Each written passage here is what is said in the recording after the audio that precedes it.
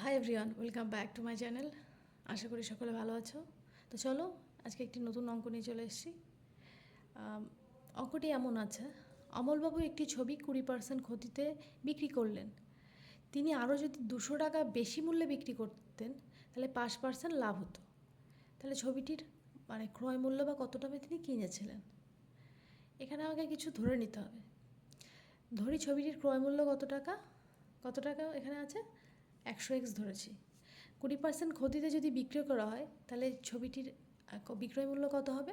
20% ক্ষতিতে বিক্রি করছে, 100x টাকার 20% ক্ষতি, 100x মাইনাস 20x, তাহলে 80x হবে। বিক্রয় মূল্য যদি 20% ক্ষতিতে বিক্রি করা হয় তাহলে বিক্রয় মূল্য হচ্ছে 80x। আবার যদি এখানে বলছে যে 5% লাভে বিক্রি করলে বিক্রয় মূল্য তাহলে কত হবে? 5% লাভ, তাহলে 100x টাকায় 5% লাভ হলে 105x হবে এখানে বিক্রয় মূল্য। তাহলে এটা প্রশ্নানুযায়ী আমাকে কী বলেছে, প্রশ্নানুযায়ী বা শর্তানুযায়ী যেটাই বলো, আমাকে প্রশ্নে কী বলেছে, যদি বিক্রয় মূল্য 80x এর সঙ্গে আরও 200 টাকা যোগ করা হয় তাহলে 105x আমার হবে বিক্রয় মূল্যটা, রাইট? তাহলে এটাকে আমি সমাধান করলে কী হবে, এক্সের মান 8 বেরোবে।